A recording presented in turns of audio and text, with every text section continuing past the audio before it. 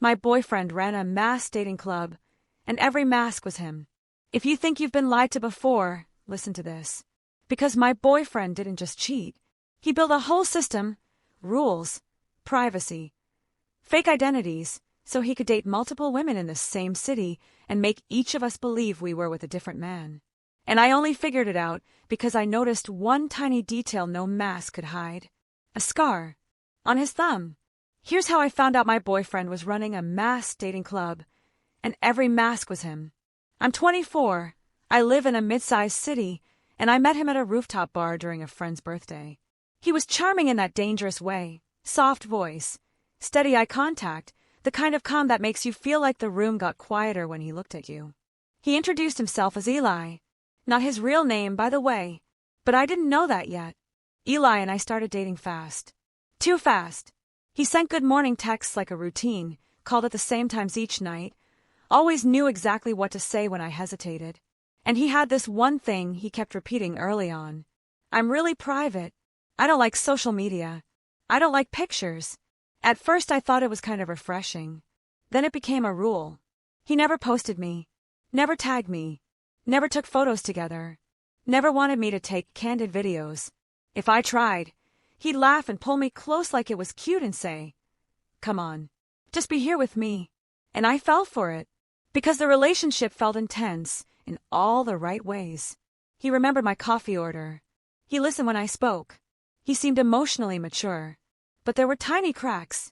He would disappear on certain nights with vague excuses like, work thing, family situation, friend in town. And he always had a reason why I couldn't meet the people involved. No names. No details. No proof. One day he told me something that sounded like a green flag, but turned out to be the biggest red flag of my life. He said, I'm part of this private community. Like a social club. I laughed.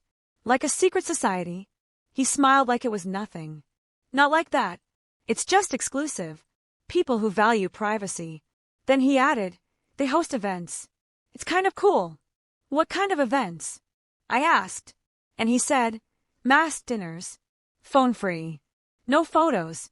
It's like reconnecting with humans without the internet. That should have scared me. Because what kind of man is this excited about a place that bans phones and photos? But he framed it like it was romantic. And then he said the line that hooked me. I want to take you to one. But it's intense. Some people go there to escape their life. Escape? I didn't realize I was dating someone who was running from consequences. A week later, he invited me. He texted, Saturday. Dress nice. No phone. Trust me. No phone. Again. I should have said no. But I didn't. Because I wanted to be the cool girlfriend. The secure girlfriend. The girlfriend who didn't need proof. Saturday came. He picked me up and drove to a part of town I barely visited. Old buildings, quiet streets, no bright signs. We parked behind a warehouse-looking place. No name on the door. Just a black metal entrance and a tiny light above it. He squeezed my hand and said, Ready?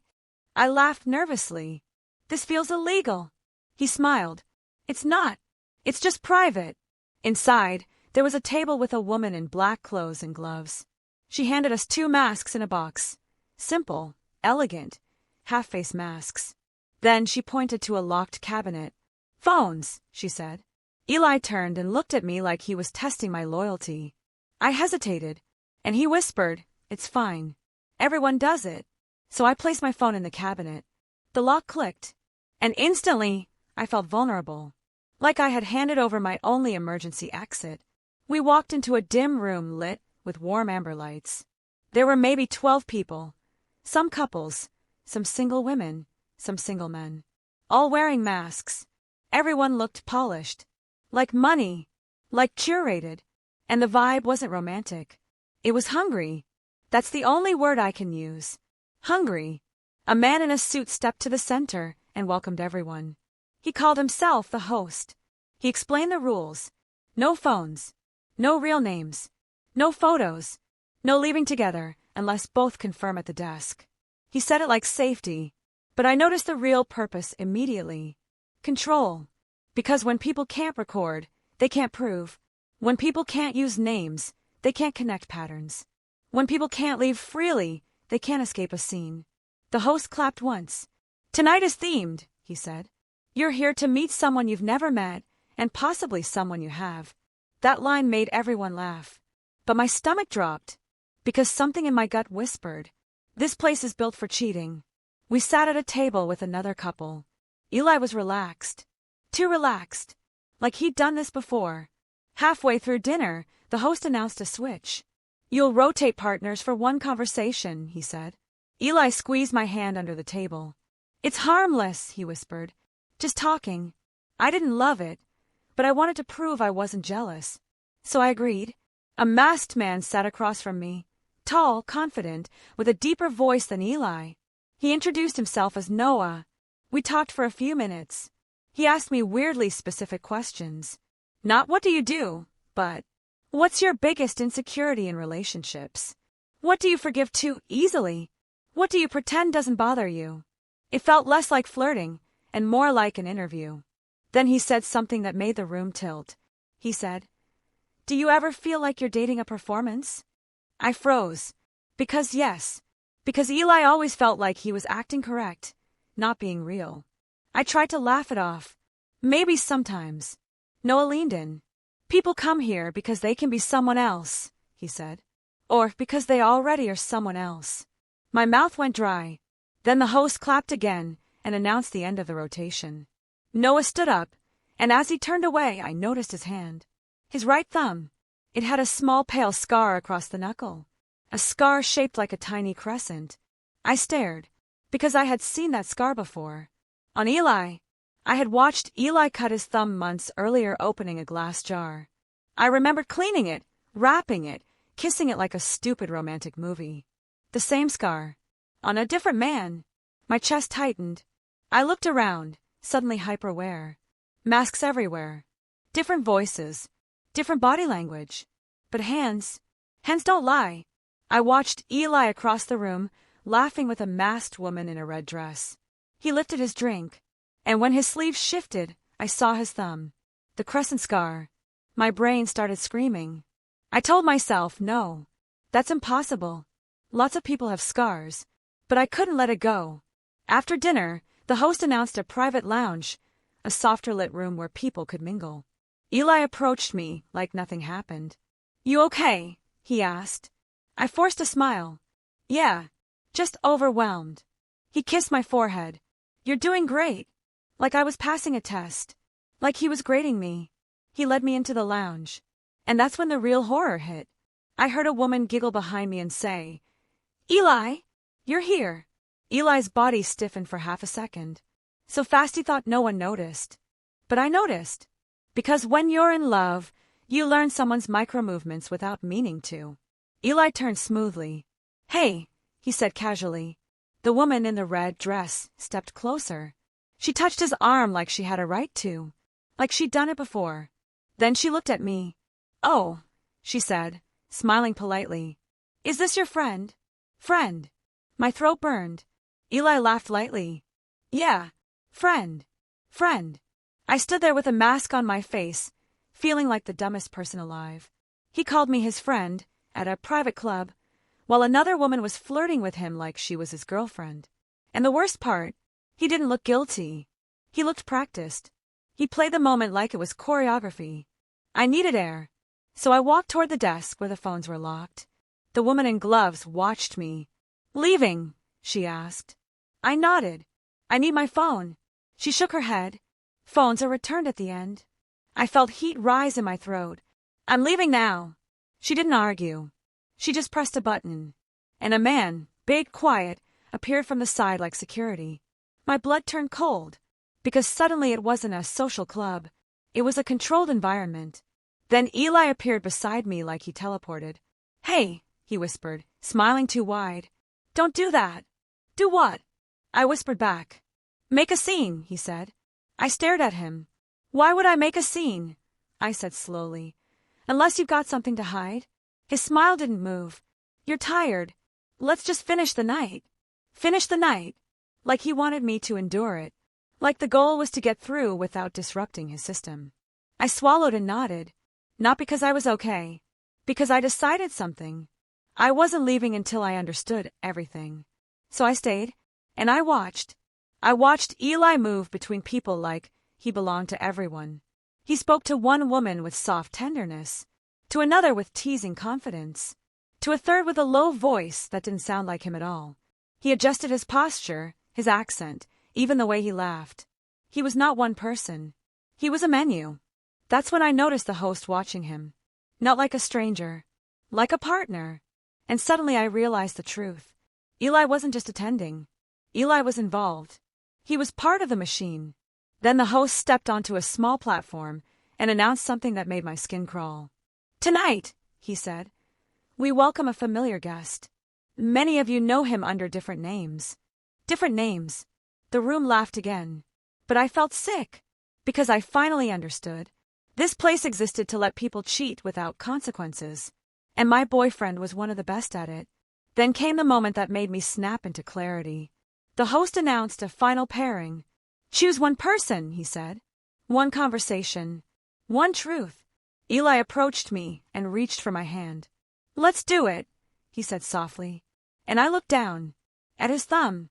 At the crescent scar. And then I looked across the room. At Noah. Same scar. Same hand. Same posture. I pulled my hand back. Eli's eyes narrowed slightly. "What's wrong?" I leaned in close and whispered. "I met your scar." His face went blank for half a second. Then he laughed quietly like I told a joke. "I don't know what you mean," he said. So I did the one thing he didn't expect. I raised my voice, just enough for the nearest people to hear. "I want my phone," I said. The room got quieter. Eli stepped closer, voice low. "Don't." I looked him in the eye. "Give me my phone." The gloved woman at the desk hesitated. The security guy shifted. The host watched with calm interest like this was entertainment. Eli's jaw tightened. And then a woman beside me, another masked woman, said quietly, "Let her have it." Another voice added, "Yeah, give her her phone." Because power shifts fast when a crowd senses something real. The gloved woman unlocked the cabinet and handed me my phone. The second it touched my palm, I felt like I could breathe. Not because I needed to text someone, but because I could record reality again. Eli's eyes flicked to my phone like it was a weapon. And it was. I opened my camera. Not on him. On the host. And I said loudly, "What is this place really?" The host smiled. "People come here to feel free," he said. I turned the camera slightly toward Eli. "And do they come here to cheat?" I asked. Eli stepped forward fast. "Babe, stop." I ignored him. I said, "How many women here have been told they're exclusive?" A beat of silence. Then someone laughed nervously. Then, one by one, women raised their hands. Not high, not dramatic, just honest. I pointed at Eli. "And how many of you have been with him?" The room froze. Eli's voice went sharp. "Don't you dare." A woman in the red dress spoke first. "I thought I was the only one," she said quietly. Another woman stepped forward. "He told me he didn't date," she said. "He said he was healing." Another voice. "He told me he hated phones." Another. "He told me he was private because of his job." The same scripts. Different women. Same man. My stomach dropped through the floor. Eli looked around, realizing his control was collapsing. He tried to pivot into charm. "Okay," he said, laughing lightly. "Everyone's being dramatic." And that's when I did the most brutal thing possible. I removed my mask. Gasps. Because breaking the rule publicly broke the illusion. I looked straight at the red-dressed woman and said, "He calls you his girlfriend?" She stared at me. Then she whispered, "Yes." I nodded slowly. "He calls me his girlfriend, too." The room erupted, voices, accusations, crying rage. The host tried to calm everyone. But it was too late. Phones were out now. People were recording. Names were being said. Someone shouted, "What's your real name?" Eli backed toward the exit like a cornered animal. And I followed. Not to fight. To finish. Outside, under the streetlights, he grabbed my arm. "You just ruined everything," he hissed. I pulled away hard. "You ruined it," I said. "You built a whole club for betrayal." He tried the last trick. He softened his voice. "Babe, please. You don't understand." I cut him off. "I understand perfectly," I said. You needed masks because you can't survive the truth. He stared at me like he wanted to hate me, but couldn't find the angle. Then he said, "You'll regret this." And I smiled, because for the first time, I felt untouchable. "Maybe," I said, "but you'll remember it." The next day, 3 women messaged me, because the red dress woman found me through a mutual friend. And once one woman found me, the rest did too. We compared stories, dates, excuses, and the pattern was so clear it made me sick. He used the same lines on all of us. Same love bombing. Same privacy rules. Same schedule. Same, "I'm busy Saturday night." Because Saturday night was his club, his stage. And here's the ending that makes this even worse. When we looked up the club, it wasn't registered. No business. No license. Nothing. Just a rotating event in rented spaces, meaning he could disappear and do it again under a new name. So we didn't just block him. We reported the venue. We sent complaints. We warned people in local groups. We left reviews where we could. Because this wasn't just cheating. It was a system designed to erase accountability. And I'm telling you this for one reason. If someone's privacy always benefits them and always limits you, it's not privacy. It's control. So here's my question. If your partner had a place where rules were designed to protect lies, would you walk away quietly? Or would you remove the mask and make the truth unavoidable? Because I did. And I've never felt more free.